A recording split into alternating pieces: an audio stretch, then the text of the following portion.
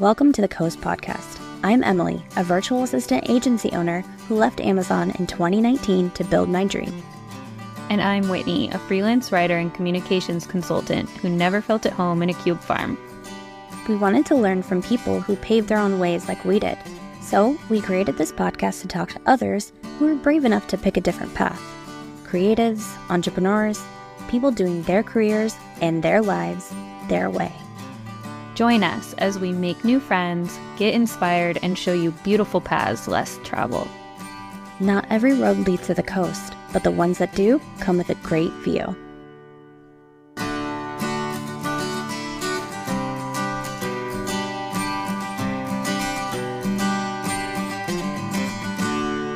Hello, everyone, and welcome back to the Coast. My name is Whitney Popa, and I own a communications consultancy in Edmonds, Washington. And my name is Emilie Given. I own a virtual assistant agency in Lynnwood, Washington.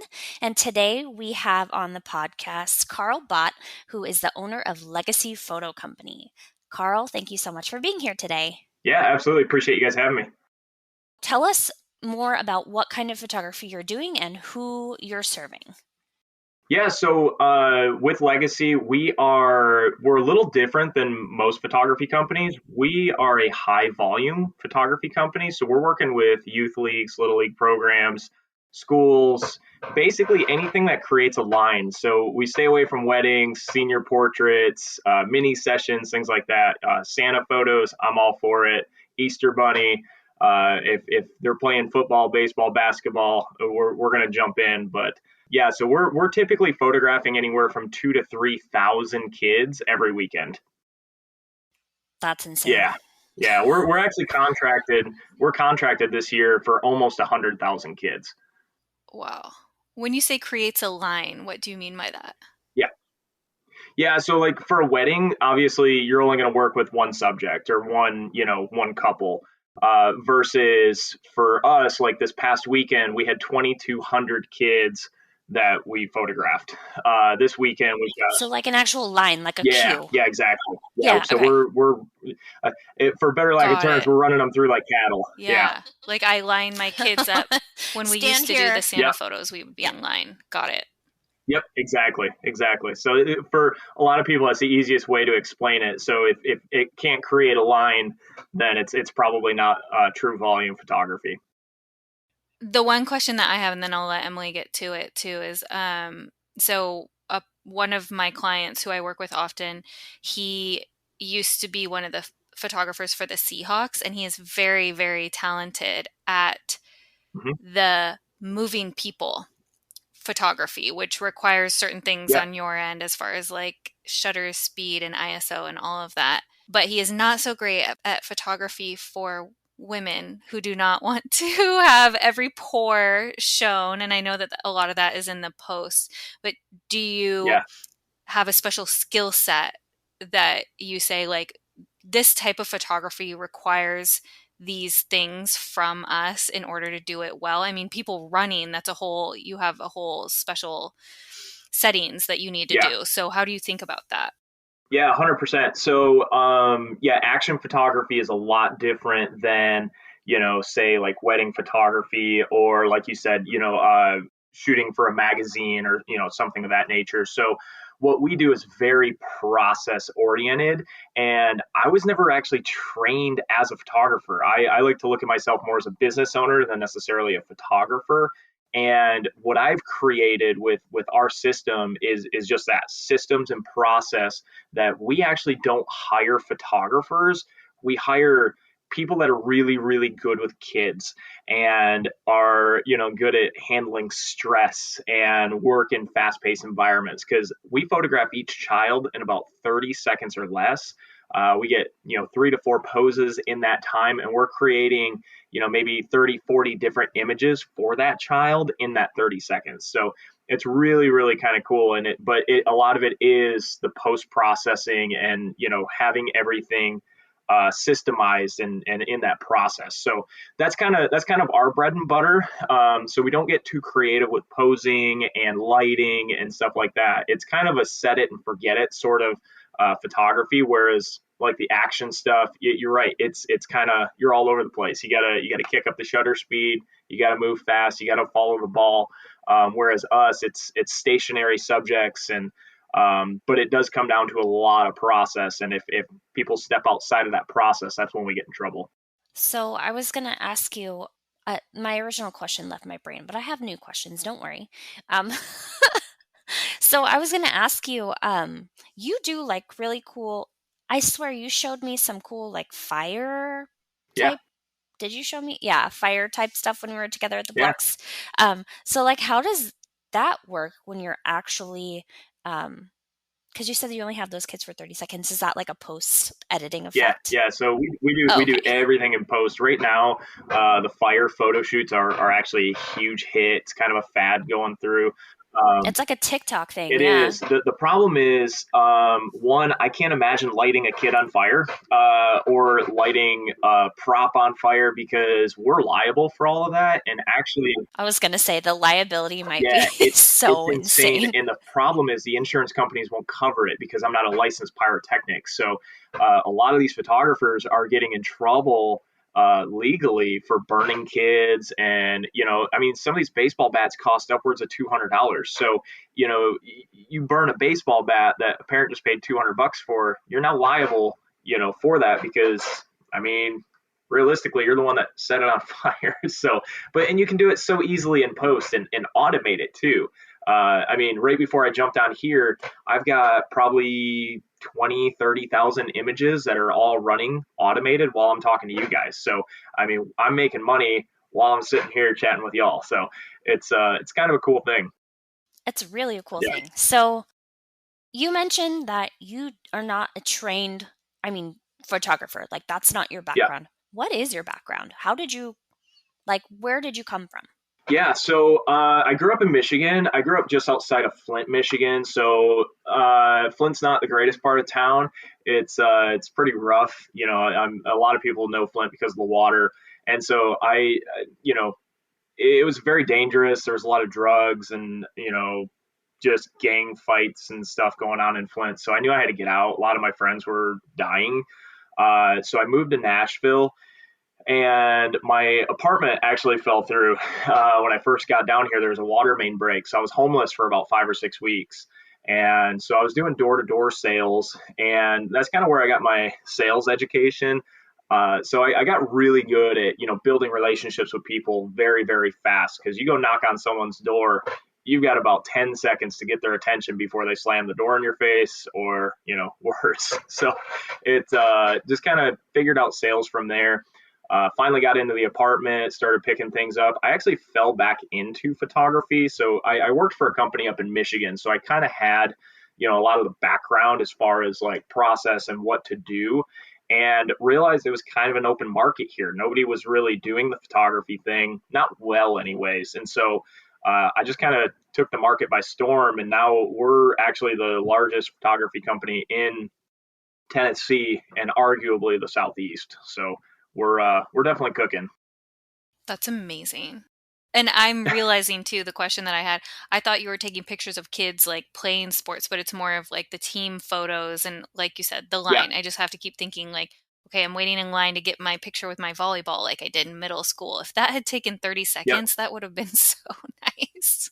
Yeah, the average time is 2 to 3 minutes per child, and so we've got that down to 30 seconds just because of our process.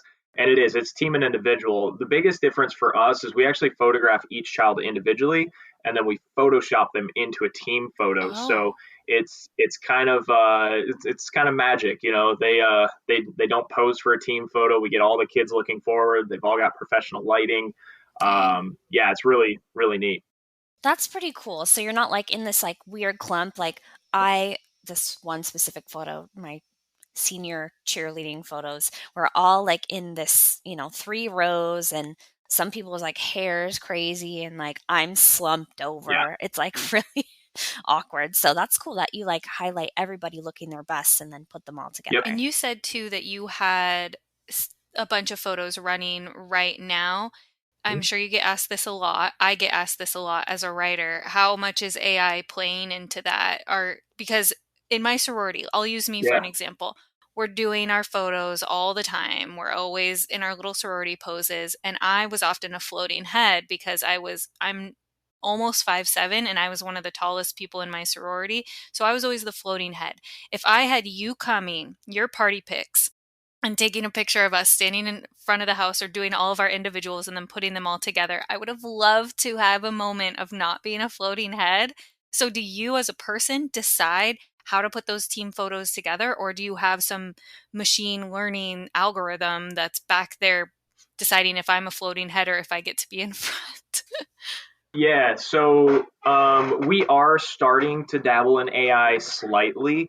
So a lot of our like extraction process and stuff like that actually is a lot of AI, generated. So it's pulling the kids off of the background, it's color correcting, it's doing a lot of that stuff. So that is very, much AI generated. Some of our like team building and stuff, there's still a lot of manual process in that, but it's still very automated. And what I mean by that is like when we pull it into Photoshop, selecting a file, dropping it into the template, we don't have to do that. So the program will actually do that. And then we got to make minor, movements and stuff. For instance, if it takes essentially the bottom of the image and lines it up versus let's say there wasn't a clean extraction and there was a ball sitting there and it extracted that ball. So it does make you that floating head super tall. We've got to move you down and make sure that that looks correct. Otherwise you've got, 2-3 foot kids that are next to 6 foot kids. And obviously that doesn't make sense. So there is still some, human touch there. And I think there always will be, no matter what. But where AI has gotten really interesting for us is our background generation. So being able to come up with, the Nashville skyline or, I can put them anywhere. I mean, that's the beauty of it. It's essentially green screen technology, but it's not green screen anymore. It's the AI piece has really made an impact on the extractions. So, what do you like to do the most? Like, do you like the sports or do you like more of like the Santa photos community events? Because I remember you shared a story where you were doing a lot of community type events for like holidays and stuff, Yep. and you actually dressed up like Yeah. really a cool, really green holiday character that we probably shouldn't Yeah. say on the Yeah, podcast. exactly. Yeah, I know what you mean. So yeah, I mean, I love doing that. I mean, for me, it's really building those connections. That's what I love. I'm a people person. I actually went to school for actuarial mathematics, and I dropped out because I couldn't imagine being stuck behind in a cubicle all day long. Like that's not me. That's not my personality.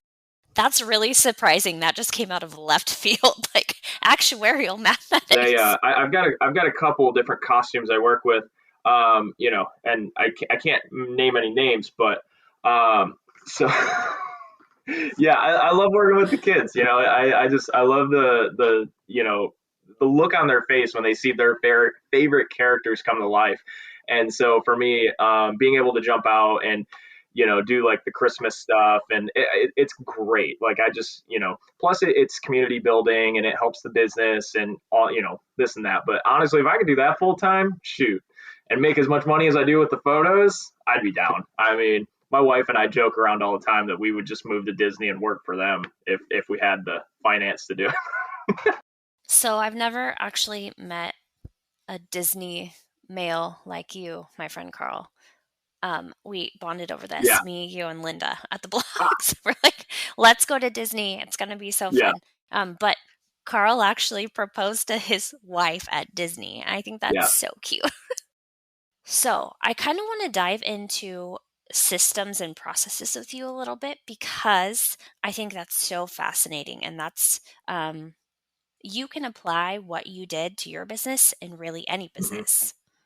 And so, what are some things that you can tell other business owners about streamlining and efficiency and creating processes like this? What are your top 3 tips? Yeah, so I think one of the biggest things that comes to mind instantly is consistency, right? And so it's no different than if you're a baker, right? You can't just throw ingredients in a bucket and hope for the same recipe every single time. Like it's just never going to happen. So, like for us, it's step one, download the photos. Step two, do it this way, do the extractions, do the color correcting. So it's all very systematic in how we have it laid out.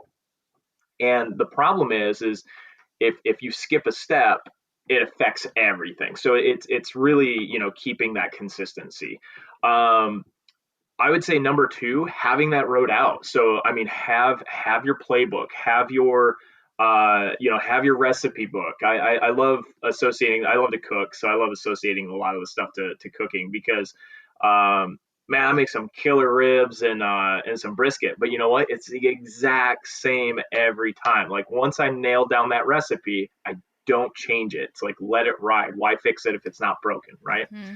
So making sure that you have it documented because there's going to come a point where when you start to scale and you start to grow, you've got to pass that on, right? And so it can't be up here. That was when I was real early on in my business. My staff would be like, Carl, you got to take this and download it because if we can't replicate you unless it's written down. And so one of the programs we talked about at the blocks was Trainual, and that's something that we use quite a bit, and it's a great program. It's definitely more on the expensive side, but it's very, very user friendly. And for me, it's yes, you can do Google Docs, you can do all of that, but when you're trying to sell your team on it, you want it to be fun, you want it to be exciting, you don't want it to be a manual that they have to, read through and feel like, they're stricken to that. So Trainual has been super, nice in that sense of not having to, feel like they're reading a textbook. And then I would say, honestly, like once you get everything nailed down, always tweak it, right? Like you want to get to a point where you're making things better, but the tweaks become much more minor. So it's little tweaks here and there, so like, I mean, we're doing stuff now where we're just, instead of changing the fonts on a template, we're just changing the position of the font on a template to see if it sells better, because we've kind of found our templates that are selling really, really well. So now it's like, okay, how can we increase the average, right? And so that's kind of our next step in systemization is trying to figure out how can we take that average and start to increase it. Yeah, and that's like the 1% rule of atomic habits type stuff of just let's see how we can get 1% better every day, every month. Yeah. Seemingly insignificant changes, to quote Wes Bergman. Yeah, and it's true. And I think that as you get deeper into your business and the longer you're in it, those become even smaller. In the beginning, you're going to make massive changes because you're trying to figure it out, right? And you're A/B testing and you're trying to really kind of nail that down. But there's going to come a point where you kind of level out and that bell curve isn't quite as lumpy. So that's when you start making those little minor changes just to but you don't want to stay stagnant either. And I think that's where I see a lot of my photography friends that are like, man, I've been doing this for the last 30 years. And it's like, right. And your kids are getting the same photos as their grandparents did when they were playing ball. So, it just, and then you got someone like me that comes in and screws everything up. So, yeah. That's good though. When did you start Legacy Photo? October of 2018. Not long. Dang. Yeah. And how many people are you employing now? So we've got five full-time people, including myself, and we've got anywhere from 15 to 20 contractors at any given time. So we're very seasonal. Spring and fall are kind of our big seasons, and so we end up hiring a lot more contractors to come out and do the actual photos. But yeah, as far as like our management team, our editing team, that really boils down to the five of us. And you said you like to hire people who work well with kids. So does that mean that you're giving opportunities to potentially like stay-at-home moms who wouldn't usually work or need more flexibility in their lives? Yeah, so stay-at-home moms, retired school teachers, That's so cool. Waitresses are amazing because, they can deal with a lot of stuff and kind of brush it off and smile, so yeah, it's kind of that demographic, and it's really, just people that are wanting to make extra money on the weekends, so but yeah, that's our big thing. Like when we have 1,000 kids come up to our tent, I have absolutely no clue if they start, if they're a bench warmer, if this is their first year, if they've been playing their entire lives. However, my goal and, part of our mission is no matter what, no matter who this child is, they're going to leave our tent feeling like a superstar because we spent that 30 seconds on them. We made them feel amazing. We made them, we put them in poses that they were comfortable with and they're excited about. And then they leave and they're pumped up for their game, and so that's really our job, is just to make these kids feel amazing. And that's what I mean, that's what I love about what I do, so. Who's your customer then in that experience? Is it the team is having you there and the parents are buying the photos? Or is it just you have these relationships with the teams that you're setting up for free and having the parents pay? We're paying $50 for our kids' school photos at minimum now. I wish they had you Yeah. because I can tell you that my daughter's preschool photos were crap. I didn't even buy them last year. Yeah, so there's a couple things that kind of unfold there. So one, our industry is a little weird. So we've got I like to break it down between client and customer. So our client, for instance, would be the YMCA. So I can't just go to a YMCA field, set up shop, and say, hey, come take your picture if you want. Like I actually have to have a contract with the YMCA. So the YMCA is my client. So they're the ones that give me access. So we've got about 15, 20,000 kids that we work with just in the YMCA of Middle Tennessee. So from that point, I won that contract, but now I have to go and win the parents over. And so the parents are really my customer. They're the ones paying me. So yes, we absolutely, we set up for free. It's no cost to the YMCA. It's a benefit to them.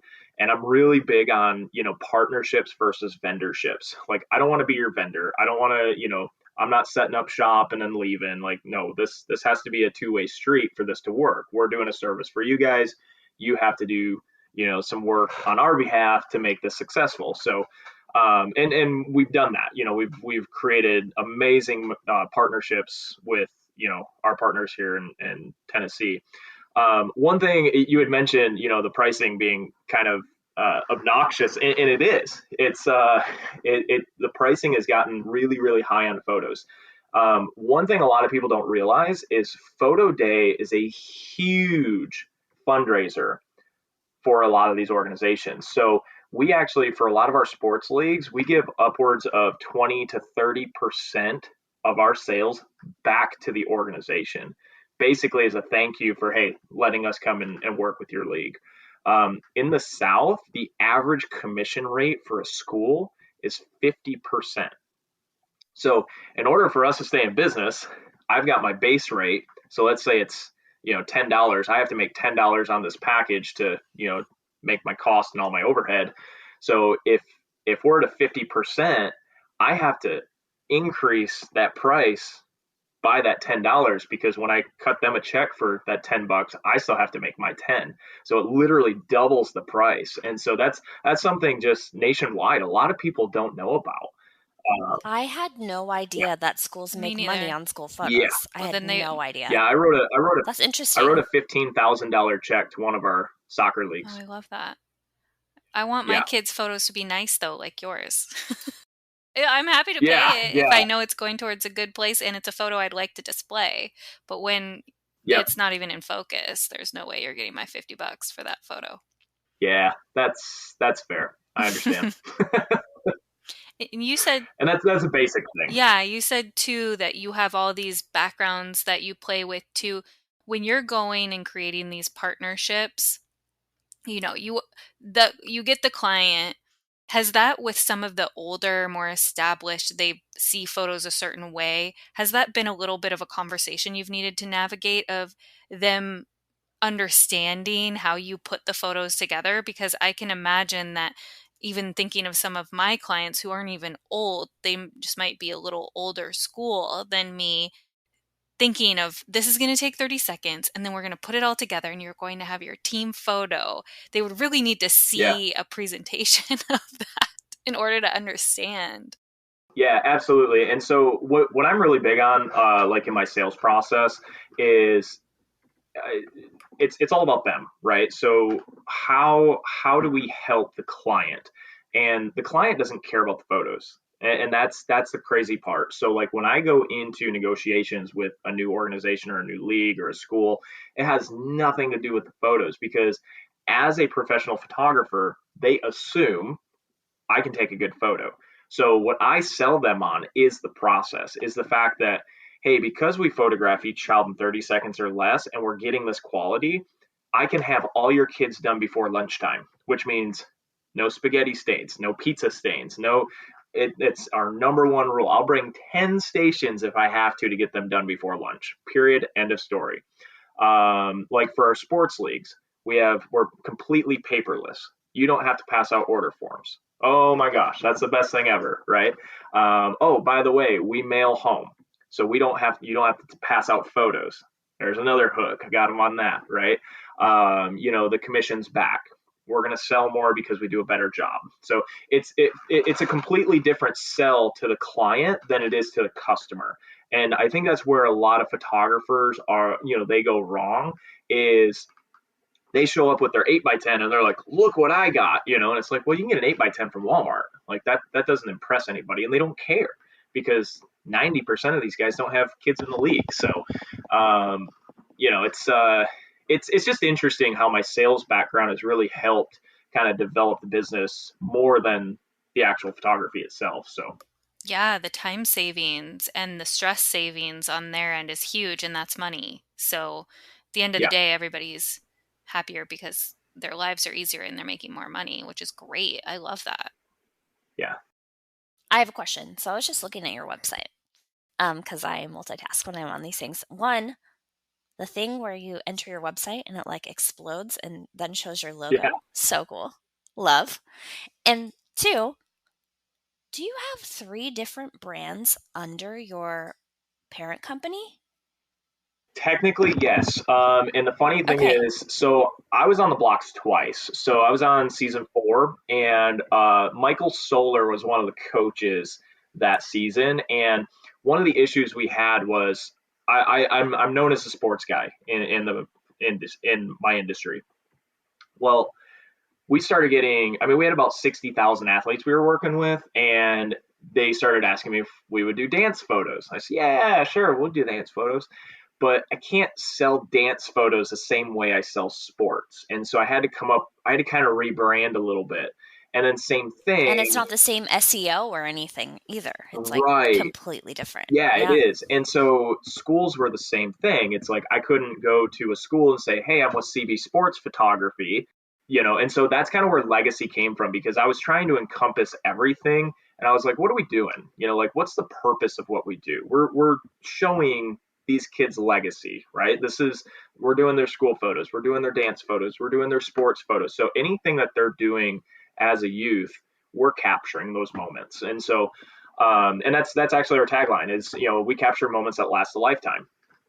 And so that's kind of where you'll see CB Sports Photography on there. You'll see Velocity Portraits, which is our dance brand, and then Master School Photography.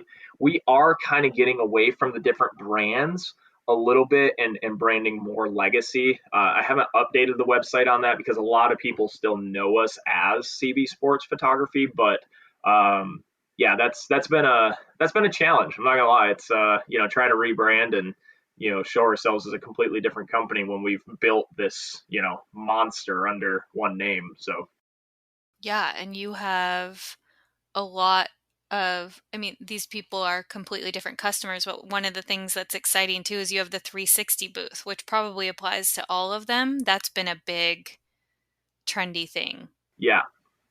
So the booth, actually, that's been an interesting venture. So like I said, we've got upwards of 100,000 kids.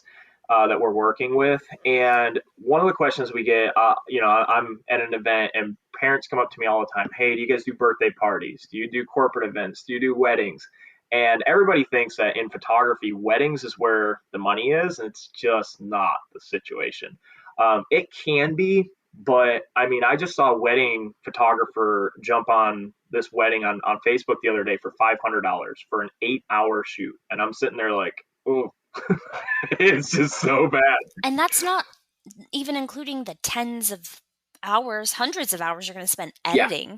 That's ridiculous. Yeah. So, and it's like every single weekend in the summer, I would never. Plus, yeah, exactly. And so they're not helping anybody in their industry.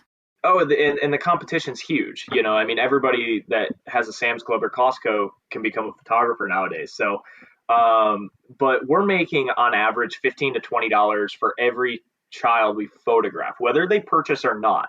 That's kind of our average right now. So like I said, upwards of 100,000 kids, we're doing okay, and so it's really grown in that sense. But the 360 booth where that came in was, I'm sitting here telling a good percentage of my clients, no, we don't do that. No, we don't do that. No, we don't do that. And so so the demand's there. You had to create the exactly solution. And so I do a lot of national talks in the photography industry, and I tell people, stay in your lane, but widen your lane a little bit, right? It doesn't have to be, volume photography. This is still my lane, like volume, it's a volume thing. I've got a line, right? And so they jump on the 360, it spins around, I punch in a phone number, I pack up and leave. I'm done. And so I can still go to a wedding for $1,400 as an add-on on a weekend, on top of the $20,000 I made that morning. I'm okay with that, and now I've got happy customers and I'm not pitching them out to somebody else, and so that was kind of the thought process of that. And, now we're booking summer stuff, which is our slow season for our volume work, and so it gives us a lot more opportunity with the 360, but it's amazing for branding.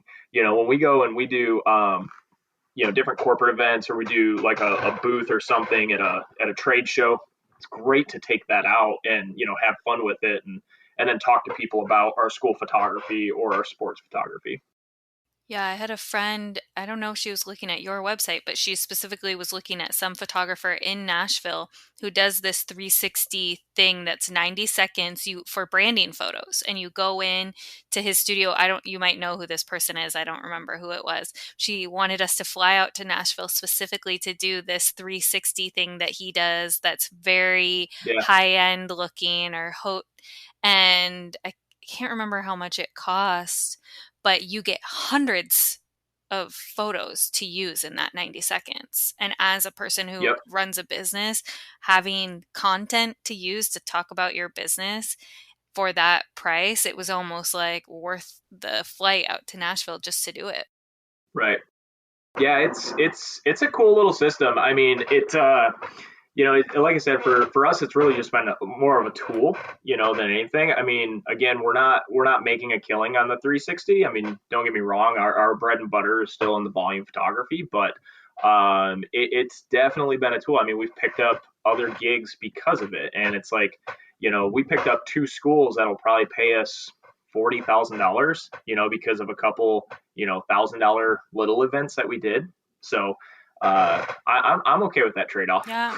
And you didn't think of it as, I often talk about how not all these things are linear or make sense in the moment. You didn't think about that necessarily as a marketing tool for the other parts of the business as you were buying it. Just like this podcast is somewhat of a marketing tool for us. That's not necessarily the main intention, but it ends up being that way. Sometimes we've each gotten clients out of it, which has been awesome. We're here to have great conversations and to learn from other people. Anything else is a fun extra. So to have that even in your wider lane is really cool, because it seems like this one thing when really it can do so much more too. Yep. Yeah. And I mean, even from a marketing standpoint, it helps keep our staff employed. Yeah. Sometimes it's just a matter of, my staffing right now is about, $12,000 to $15,000 a month. So yeah, I mean, if we book a couple of these events and it just pays for payroll, I mean, that's a huge help, just in itself. So, plus, like I said, it's giving them something to do in our slow season versus, looking up different templates and stuff, that might not be quite as advantageous. So I really like the widen your lane quote. I feel like we're going to use that a lot. good deal. Good deal. I'm a big fan of that. So I wanted to ask you, you were in school for actuarial mathematics, you said. Did you stop going to school completely, or did you change your degree, or did you finish, or what did that look like for you? So I actually started in psychology. I always, my whole like goal in life was just to help people. And I thought, psychology would be the easiest way to do that. And then I started, I got a little deeper into it, and I realized really the only way to make any decent money is to become a psychiatrist, and then you're pill pusher, and I didn't really agree with all of that. So I've always been really strong in math. When I took my ACTs, I was top 5 percentile in the nation for my math skills. And so, yeah, I just started looking around, and actuarial was something that, I mean, I had a job offer in Georgia, 115,000, right out of college, and turned it down. I actually was a personal trainer at the time. That's what got me, through school. But no, I didn't finish. The photography company I worked for in Michigan, so I was going for actuarial mathematics and business management. And he kind of told me, he says, why are you learning business from somebody that's teaching you at a school? He says, I run a business, a very successful business. He says, you come work for me. I'll teach you everything you need to know.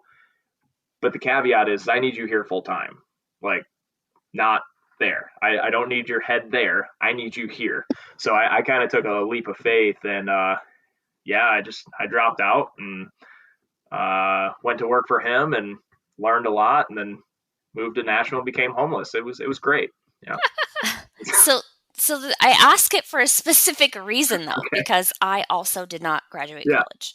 I'm very, very close if I wanted to, but I had this chip on my shoulder, I guess, to prove to the world and to kids like me that you can become successful without a college degree. And I think it's it is a narrative we need to push. We need to empower. And I don't think higher education is wrong.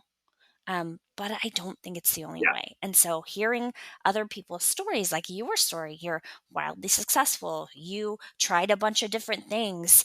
Everything in your life led you to this path that you've been on. I mean, we need to highlight these stories and tell everybody, like because so many people are actually, they graduated college with a degree that they do not use now, right? So, and then what do you have to show for it? Tens of thousands of dollars in debt, like. In the reverse too, a lot of people use not having a college degree as a crutch to not fulfill their dreams. I was just having a conversation with someone last week who was talking about her husband and saying, yeah, well, he never finished college, so he can't really do anything. And I was like, I don't believe that, but I'm sad for you that you believe it. No. Yeah. And that is such a limiting belief that people hold about themselves too. Like, well, I don't have any formal education. I did. I'm like, come on, learn bootstrap, like get scrappy. That's what makes you a good entrepreneur. Like learn how to get back up when you get knocked down over and over and over again. Like you manage that skill and you're halfway there. Well, and that's the thing. I think I can kind of marry those two together in the sense that I think education is important, right? But I don't think education from a university is necessary. I think education from trial and error. I think education from reading books. I think I never read a book until last year, and then last year, like real talk, it was bad. I really kind of got into the Grant Cardone and Gary Vee, and a lot of those people were kind of becoming my mentors, and all I kept hearing was you can't make $1 million until you read X amount of books, and Warren Buffett says you got to read a book a week, and that's 52 books a year. Yeah, and that's what I do. Whitney's there, but that's also and so what I love. So I don't believe that that's true, that you have to read that many books in order to be a millionaire. You could be out doing and Oh yeah, earning yeah, no, money. absolutely. Definitely, definitely. Now, I will say I've noticed a change for me in my mindset, and I think that's where people get stuck. Again, Emily, to your point, it's like I think people get stuck in this rut of I can't do it, I can't do it, I can't do it. And Gary Vee, he talks about how that's ingrained in us by our culture, our parents, our upbringing, whatever it is. It's like you're stuck, and it's like, so you have to break out of that. And reading's a good way to do that. YouTube videos are a good way to do that. It doesn't have to be, I mean, I was homeless. I was literally sleeping in the streets. I was sleeping in my car for about 2 weeks, and my car broke down. And to me, that was God's message of saying, hey, figure it out, dude. And so that was my education. Door to door was my education to sales. I got a better education doing door to door, and we would knock on 40 doors a day. I would get 1 to 2 sales a day. And I guarantee you, I learned more in that than I ever did in any sales class I took at the university. It's just facts. Yeah. I mean, there's only so much you can read in a book, but until you do it and you put it in practicality, it's just different, So. Yeah, that's a exposure to different worlds too. That's what I've always loved about books, whether it's a novel or what they call self-help or any of those, is that you have access to another world and that can expand your mind. Exactly. But actually taking it out in the world and actualizing it in those 40 calls a day and learning by trial and error and seeing how you can improve your results every day is important. Then to have a book back that up and give you even more strategies, amazing.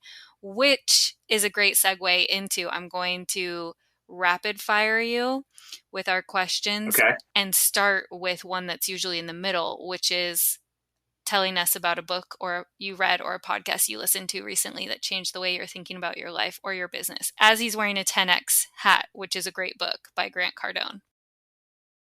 Yeah. The 10X rule is obviously, that was one of the first books I read. It was a very easy read, and it kind of, again, it's all about mindset, right? And so it really changed my mindset. Last year, I ended up I went from 0 books to, I think, 26 books last year. I think I'm up to 38 already this year, and I wrote one. Ooh. So it's, it's like, it's just completely insane. You wrote one? Where can I buy it? It's on Amazon. Yeah. We'll link it in the show notes. Yeah. And then you may send me an autographed copy if you'd like. I can do that. I can do that. Yeah, it's nothing special. 2 autographed copies. It's really nothing special, and I don't downplay it. I downplay it on purpose because it's literally like 30 pages long, and it's for the person that hates reading, right? It's a sales book, and each chapter is like 2 pages. So it is so insanely simple. And that was the point, was I want somebody to walk away with this with a win. If they take a concept out of it, great. But if the whole win was I read a book, that was my goal. It was to get somebody, just get the wheels running, so then maybe you pick up 10X, or you pick up How to Win Friends and Influence People, or Napoleon Hill, or some of these more in-depth books. So that was the whole purpose of writing that book, was just to get somebody that initial win. Yeah, and to validate that what you're choosing to do, that's actually, I'm in the process of launching something big for my company, and part of what I'm going to encourage authors to do is write what I call them zines or booklets, smaller versions that help people get an introduction into you and your business. And that can be done in a very simple or very cute way, but for both people, you're winning. The person on the receiving end who doesn't love to read, they have something that's easy for them to consume, and they get all the information and introduction to the business. And for you, it's less scary than immediately starting with a book. And I think there's a ton of value in that. And it's something that I'm building a business on. So good for you for doing that, because I love it and I expect to see my copy soon. Yeah, I got you. Now, the one thing I will say, and I'm embarrassed to do this, and everyone's like, dude, just change it. And I'm like, nah, I've already, this is my point now, is I actually started it as an ebook. And then someone's like, you can like publish that on Amazon. I'm like, oh, sweet. So I did that, but it still says ebook. So if you actually get the hard copy, it literally says ebook. And I was like, no, I'm gonna leave that as a fun mistake. Yeah. So whatever. Getting it out is the most important part. And that's something that yeah, a exactly. lot of us have had to work through that. Well, it's not perfect. It's fine. I had a drama about an email that I sent today about not being perfect. What are you proudest of in your business right now? I think it's been sticking true to me, and not like faking stuff to get myself ahead. I've turned down contracts early on when I probably should have taken them from a financial standpoint, and I just didn't believe in it. So I've always tried to stay true to my colors and who I am and what I believe, and I've got a real strong faith, and I just feel like God put me on a path to do what I'm doing, and I'm going to follow that path. And if he changes that path, I'll follow that. And I think that's probably what I'm most proud of is not veering from who I am and my faith. And we need to be reminded of that every day, all of us, because shiny object syndrome is real. I have it all the time. Then I'm like, nope, you got to do what feels right to you, even if it's not going to make you money, even if it's like on the face, or even if it's going to lose you money or whatever, as long as you're not sacrificing yourself. Yeah. What's the best business purchase you've made in the last 6 months under $100? Oh gosh. Let's see. That's a good one. Okay, I got one. So our tagging system, and I don't know if this is necessarily a purchase, but our tagging system, what we do is, because again, we've got thousands of kids, right? So I have to know who that child is, and because we don't do paper, I have to go through and actually tag them on a tablet. And so our tablet like short circuited or something, like the tagging stopped. And so we had about 200 kids that we had no clue who they were. And it was terrifying, and this is stuff that you lose leagues on. And I've got a really good relationship with the director.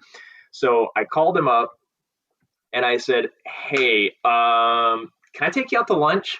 And he's like, yeah, what's up? And I said, I really screwed up and I need your help. And he's like, all right. So we went out to lunch. We had some beers. I bought him lunch. And I was just like, who's this kid? Who's this kid? Who's this kid?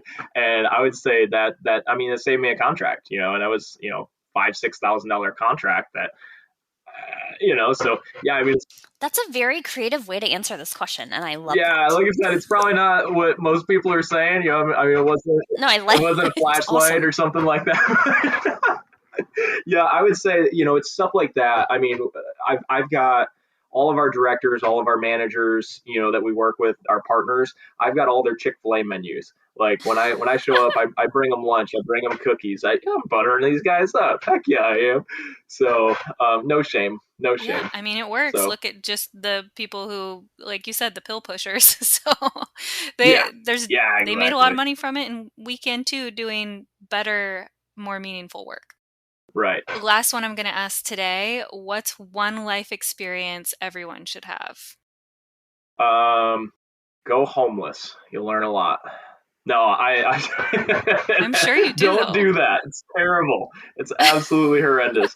A life experience that people can learn from. I said this at a conference one time, and I didn't think it was important. And then a lady hit me with it the other day. She says, she called me and she says, I was so stuck. I didn't know what to do. And I'm sitting here and I'm crunching numbers and I'm crunching this. And then she's like, I just thought, what would Carl do? And she's like, you said this at the conference and it really stuck with me. And I was kind of blunt. And I just said, when you don't know what to do, just shut up and go do it. And so I think that's really, we get in all these conceptual thoughts of, what should we do? Or we should do it like this. And everything looks good on paper. But again, until you actually go out and do it, you're going to have no clue. And let's be real. I mean, Wes just ran into this on the blocks the other day with the whole, big thing that we can't say. But he just threw it out there and he's like, hey, let's take the punches on the chin and let's rock and roll. And You actually can say it. This is technically an interview, right? oh, maybe. Okay. Yeah. So, But you have to use the verbiage. yeah, which I don't remember. On Prime Video, is that what it is? But so Blocks is currently available on Prime Video. Yes. But I think that's really the life lesson. It is literally just shut up and do it. It's like, quit talking about it, quit contemplating it, take your idea that you've been sitting on for the last 6 years and just do it. I mean, what's the worst that's going to happen? You completely fall on your face, and that's okay. Get back up and do it again. It's like, you don't learn how to ride a bike without falling. So that's I think that would be my advice. Thank you so much for being here. Before we let you go, really quick, can you tell everybody how we can find you on the interwebs? Yeah, so I actually have a Facebook page called Coffee with Carl. It is very centered to volume photographers, but there's a lot of times on there, I go into, sales tactics, and, we talk about sales and marketing and, systems and how to automate and, things like that. So I try to, just because a big part of my audience is volume photographers, I kind of target it towards that, but I do try to associate it to other industries as well. And then I've also got a YouTube channel, Coffee with Carl, as well. However, it has nothing to do with coffee. I'm just obsessed with it. So there's 2 other Coffee with Carls on YouTube. So you actually have to look up my full name, and then it should pop up. But yeah, those are kind of the 2 biggest places. I'm very active on Facebook, so feel free to add me on there, and I'm always up to talk shop. Awesome. Thank you so much. We will link all of that in the show notes, and we appreciate your time so much. I love your business. And thank you to everyone for listening to this episode of The Coast. We'll see you next time. Thank cool. you. Thanks, guys. Bye.